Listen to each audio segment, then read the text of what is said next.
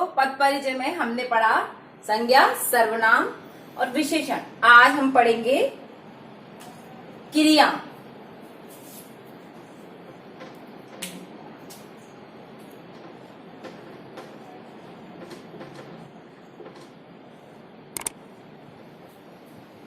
क्रिया का मतलब होता है, ये क्री धातु से बना है, उसका मीन्स होता है करना। क्री धातु से बना है, उसका मतलब होता है करना। किसी भी काम को करना या होना क्रिया कहलाता है। अब होना और करना दोनों में क्या अंतर है वो बताती हूँ। जैसे सूर्य का निकलना, हवा का चलना या किसी चीज को स्वतः ही हो जाना। जैसे हमें कुत्ते ने काटा और हम दौड़ने लगे, तो ये प्रक्रिया कब हुई? जब उसने काटा और हमारे अंदर स्वतः ही ये प्रक्रिया होने लगी। ये नहीं है कि हमें काटा या किसी ने कहा तो दौड़ो, तब दौड़े हम। तो कुछ चीजें ऐसी होती हैं जो स्वतः होती हैं और कुछ चीजें ऐसी होती हैं जिसे हम खुद करते हैं। जो काम हम करते हैं वो करना, और जो काम स्वतः ही होता है वो होना। तो करना या होना क्रिया कहलाता है। परिभाषा भी यही है, किसी भी काम को करना या होना क्रिया कहलाता है। जिस शब्द से हमें पता चले कि इस काम का करना है, जैसे वह खाना खाता है,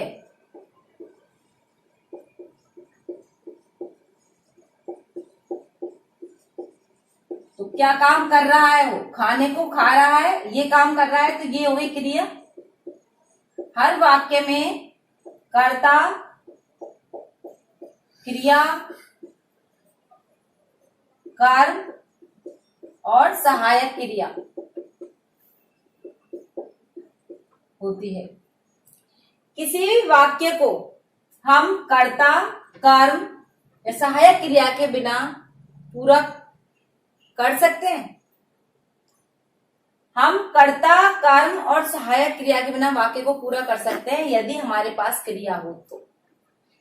कहने का मतलब है कि यदि हमारे पास क्रिया है, केवल क्रिया हो, तो हम वाक्य को पूर्ण भी कर सकते हैं। लेकिन क्रिया के बिना किसी भी वाक्य को पूर्ण करना असंभव है। एक सिंपल तरीके से हम वाक्य पूरा कर देंगे।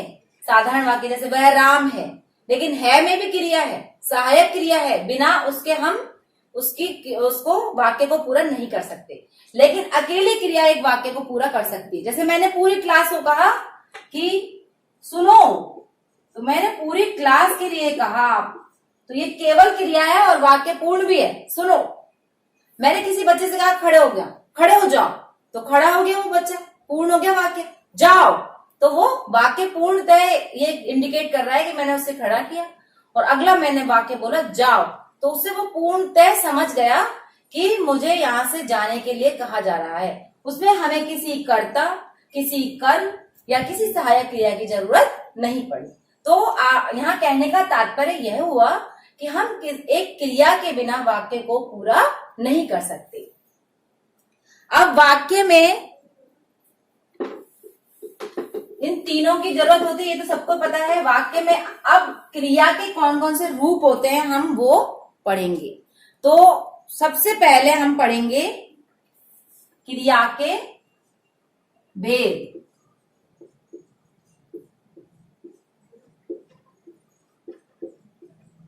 क्रिया के भेद है कर्म के आधार पर।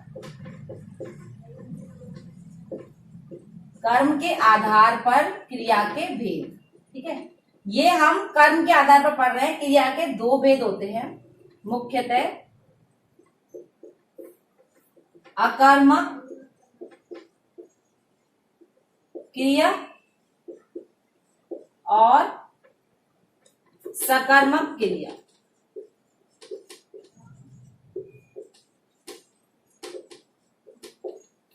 जैसा कि आप यहां देख पा रहे हैं, अकर्मक, तो कर्म आ मीन्स नहीं,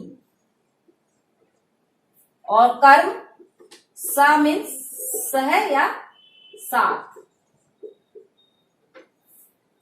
तो यही परिभाषा हुई। कर्म जिसमें नहीं है या कर्म के बिना, ये भी हो सकता है बिना। कर्म के बिना क्रिया अकर्मक है। कर्म के साथ या कर्म के सहित क्रिया सकर्मक है। क्रिया खुद कह रही है, ये क्रिया है जो खुद कह रही है कर्म के बिना अकर्मक हूं, कर्म के सहित या साथ सकर्मक हूं। अब कुछ क्रियाएं अकर्मक ही होती हैं, चाहे हम उसमें कर्म जोड़ भी दें, लेकिन उसमें सकर्मक और अकर्मक में अकर्मक कुछ क्रियाएं हैं जिनसे वाक्य पूर्ण होता है, वो अकर्मक ही रहती हैं। जैसे रोना, जैसे एक चांटा मारा अपने आप वो रोएगा, या उसका दुख है वो दुखी है तो अपने आप रोने लगेगा। ऐसे ही सोना, दौड़ना, स्वतः जो क्रिया होती है पक्षियों का उड़ना, इस तरह की जो क्रियाएं हैं वो अकर्मक क्रिया में आता है और ये पूर्ण अकर्मक कहलाती हैं। अब कुछ क्रियाएं अपूर्ण अकर्मक कहलाती हैं। ये तो पूर्ण हुई जो ये है। अपूर्ण में क्या है? जैसे राधा डॉक्टर है, तो मैं कहूं राधा है, तो आप कहें क्या है राधा, अपूर्ण हो जाएगा वाक्य। राधा डॉक्टर है, ये क्या है? डॉक्टर है। तो हम कर्म का पता कैसे लगाते हैं? क्या से हमें कोई ऑब्जेक्ट मिलता है, लेकिन यहाँ ऑब्जेक्ट नहीं है, वो किसी चीज से जुड़ा हुआ एक वाक्य है, तो मतलब वो यहाँ कर्म का काम कर रहा है, इसलिए वो अगर हम इसके बिना लिखेंगे तो ये अपूर्ण अकर्मक क्रिया कहलाएगी। यहां हम कहें कि मोहन के पिता इंजीनियर हैं, तो पिता क्या है? इंजीनियर हैं। तो मोहन के पिता हैं, तो सबके पिता हैं, सबको पता है, लेकिन उसके लिए वाक्य को पूर्ण करने के लिए हमें कुछ ना कुछ ऐसे वाक्य को जोड़कर, या तो उसका गृहिणी है, डॉक्टर है या इंजीनियर है, जो भी हमें बताना होता है, वाक्य उसी के साथ पूर्ण होता है। तो ये पूर्ण और अपूर्ण में आपको मैंने बता दिया कि पूर्ण और अपूर्ण क्या होता है।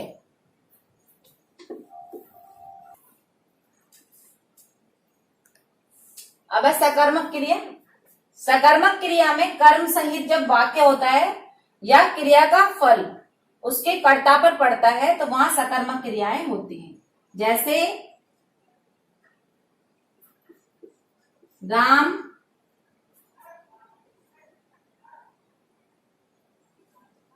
श्याम को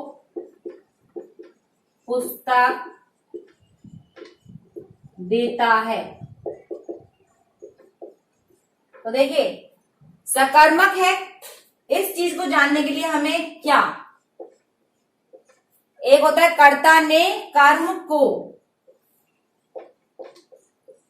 दो चीजें हैं, कर्ता ने कर्म को और एक क्या।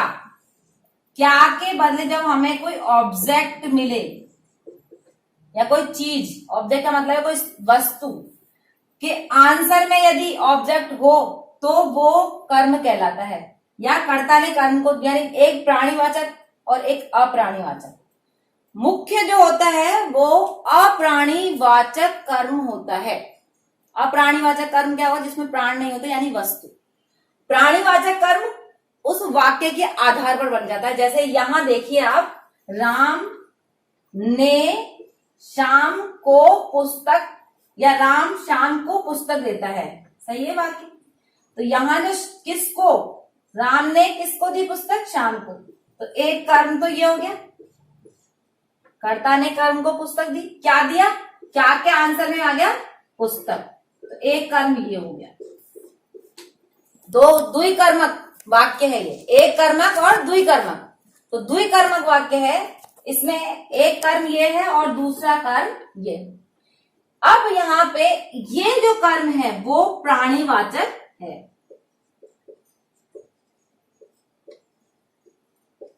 प्राण है इसके और यहाँ कर्म बना हुआ है ना। यहाँ क्या है? पुस्तक अप्राणीवाचक। मुख्य तो जो कर्म होता है वो अप्राणीवाचक ही होता है। ये जो है वो वाक्य के अनुसार प्राणीवाचक को, जैसे यहाँ राम की जगह हम श्याम को ले लें, यहाँ श्याम ने राम को दी तो राम बन जाएगा। तो ये बदलते रहेंगे, लेकिन ऑब्जेक्ट में हमेशा कर्म ऑब्जेक्ट में ही होता है। तो ये आपको समझ आया, प्राणीवाचक और अप्राणीवाचक दो प्रकार के कर्म होते हैं, और एक वाक्य में दो कर्म होते हैं तो द्विकर्मक वाक्य कहलाता है। अधिकतर वाक्य में एक कर्म होता है तो एक कर्मक वाक्य, यानी दो तरीके से होता है, एक कर्मक और द्विकर्मक। ये द्विकर्मक वाक्य है, यहाँ एक प्राणीवाचक है और एक अप्राणीवाचक कर्म है। तो दोनों के बारे में मैंने बताया कि कौन से कैसे होता है, अप्राणीवाचक किसे कहते हैं और प्राणीवाचक किसे कहते हैं, और ये कैसे मिलेंगे आपको, क्या से, और कर्ता ने कर्म को, एक आपको जो मिलेगा वो इस तरह से। तो क्या, और अगर आपको कोई भी आंसर नहीं मिल रहा है, जैसे राम सोता है, इसमें कोई राम सोता है क्या करता है, करता है, क्या करता है, जहां क्रिया के बारे में पूछा जा रहा है ना कि ऑब्जेक्ट के बारे में। राम ने श्याम को क्या दिया, तो क्या दिया में ऑब्जेक्ट आएगा, किताब दी या पुस्तक दी, तो वो उसका ऑब्जेक्ट हुआ, कर्म हुआ। ठीक है, यहां तक हो गया आपका ये क्लियर। तो सकर्मक क्रिया में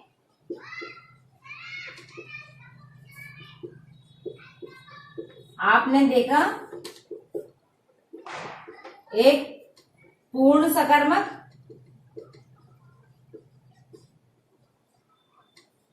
और एक अपूर्ण सकर्मक।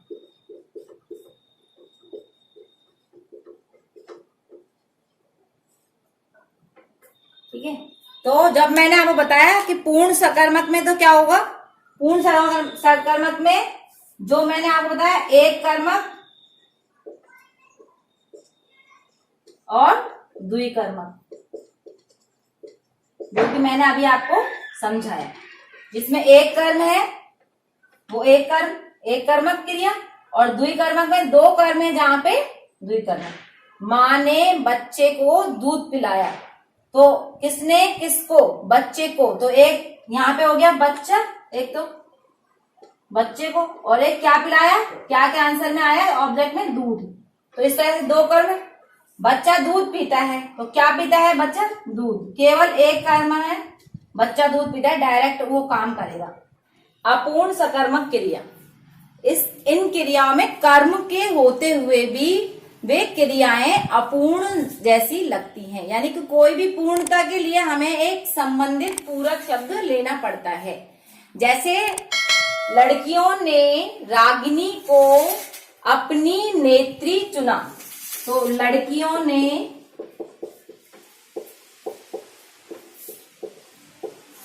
रागिनी को अपनी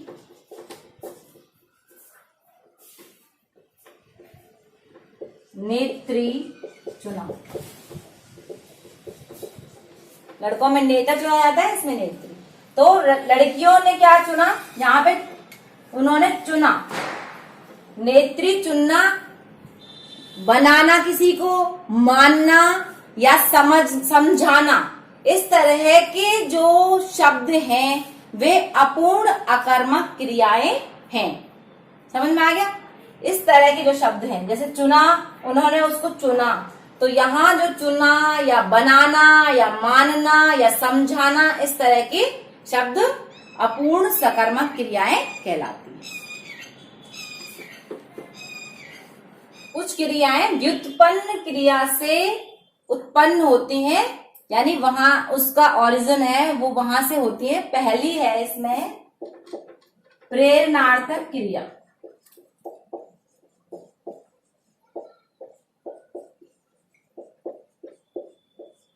प्रेरणार्थक क्रिया, और दूसरी है व्युत्पन्न अकर्मक क्रिया।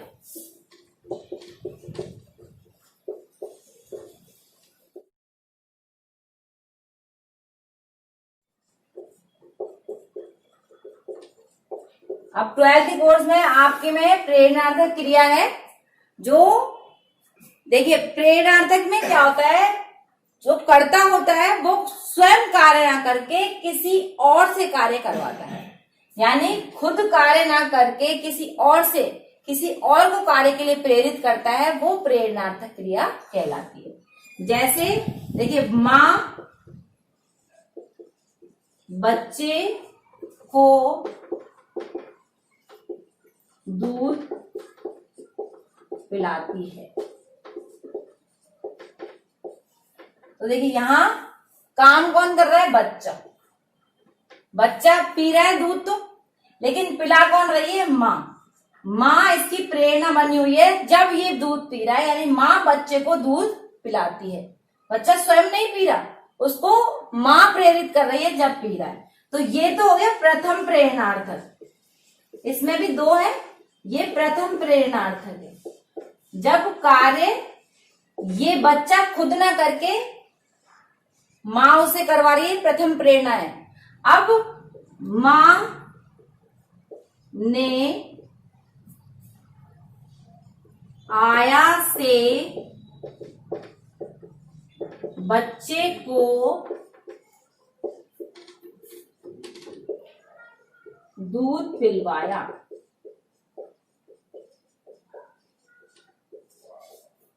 अब देखिए इसमें प्रेरणा दे रहे हैं, ये माँ आया को प्रेरणा दे रही है, आया बच्चे को। काम बच्चा ही करेगा, यानी दूध बच्चा ही पी रहा है, लेकिन बच्चा स्वयं ना पीकर माँ पहले प्रेरित कर रही है आया को, आया प्रेरित करेगी बच्चे को। तो यहाँ जो प्रथम प्रेरणार्थक है वह माँ है, और द्वितीय प्रेरणार्थक आया है। द्वितीय प्रेरणार्थक, ठीक है। तो जहां दो व्यक्ति, अब यहाँ क्रिया भी बदल जाती है, यहाँ पिलाती है, यहाँ पिलवाया। देखिए दोनों की क्रिया में भी चेंज आ जाता है। यहाँ पिलाया, पिलवाया। जब द्वितीय प्रेरणार्थक क्रिया होगी तो वहां उसकी चेंजेस आएंगे, जैसे काम किया और करवाया, इस तरह से उसमें चेंज आएंगे। मूल है काम को करना, बच्चा काम करता है, उसने काम को करवाया या उसने काम को किया, तो आपको पहचान आ जाएगी कि माँ ने दूध पिलाया। यहाँ पे पिलाया भी हो सकता है, माँ ने बच्चे को दूध पिलाया, ये भी हो सकता है। तो यहाँ इतना जो वाक्य है वो समझ आया, प्रथम प्रेरणार्थक है, ये द्वितीय प्रेरणार्थक। पिलवाया, किसी और से काम कहकर करवाया, तो वो द्वितीय प्रेरणार्थक है। तो आपका यहाँ तक क्लियर हो गया, प्रथम प्रेरणार्थक और द्वितीय प्रेरणार्थक। ठीक है, आपका क्रिया का ये जो चैप्टर है वो खत्म हुआ। अगर आपको क्रिया को पहचानना है, एक मूल धातु होती है, तो मूल धातु को पहचानने के लिए आप तू से वाक्य बनाएंगे, तो उसमें आपको मूल शब्द निकलकर आ जाएगा। मूल शब्द मतलब धातु, धातु मतलब होते हैं मूल धातु। क्या है? जैसे खाना खाया या खाना खाओ, तो हम अगर तू से वाक्य बनाएंगे तो इसका मूल रूप निकल जाएगा, तू खाना खा। ये इसका मूल जो है धातु कहलाता है, मूल रूप। ये चीज है ना, वहां नहीं बता पाई थी, इसलिए यहाँ पे क्लियर हो गया। अब आपको मूल शब्द, मूल धातु, उसके बाद जो क्रिया के मैंने आपको भेद और व्युत्पन्न क्रिया में आपको प्रेरणार्थक, प्रेरणार्थक में प्रथम प्रेरणार्थक और द्वितीय प्रेरणार्थक पूर्ण हुआ। कर पा रहिए, सोच रहिए। धन्यवाद। सब्सक्राइब करते रहिए, शेयर कीजिए अपने दोस्तों के साथ।